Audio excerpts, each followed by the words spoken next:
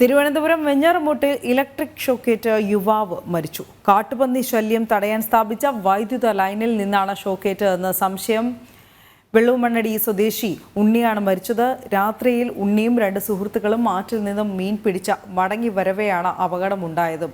S Shalini വീണ്ടും ചേരുകയാണ് കൂടുതൽ വിവരങ്ങളുമായി. ശാലിനി, എന്താണ് സംഭവിച്ചത്? അനു, ഇന്നലെ രാത്രിയോട് കൂടിയാണ് ഇത്തരത്തിലൊരു ദാരുണമായ സംഭവം ഉണ്ടായിട്ടുള്ളത്.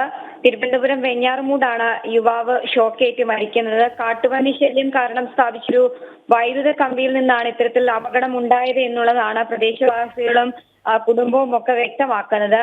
വെള്ളൂമണ്ണടി ചക്കക്കാട് കുന്നുംപുറത്ത് വീട്ടിൽ ഉണ്ണിയാണ്, 35 വയസ്സുകാരനാണ്.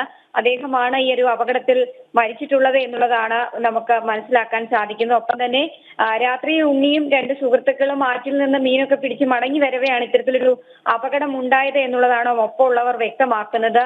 1 മണിയോടെയാണ് ഈ ഒരു സംഭവം എന്നുള്ളതാണ് ഔദ്യോഗികമായി ഇപ്പോൾ കുടുംബം സ്ഥിരീകരിക്കുന്നത്. ഒപ്പം തന്നെ ഈ രാത്രിയൊക്കെ ആയതുകൊണ്ട് തന്നെ ഈ പന്നിക്കണി കാണാൻ കഴിഞ്ഞില്ല. അതുതന്നെയാണ് ഈ അപകടം ഉണ്ടാകാനുള്ള പ്രധാന കാരണമായി കുടുംബം ചൂണ്ടിക്കാട്ടുകയും ചെയ്യുന്നത്.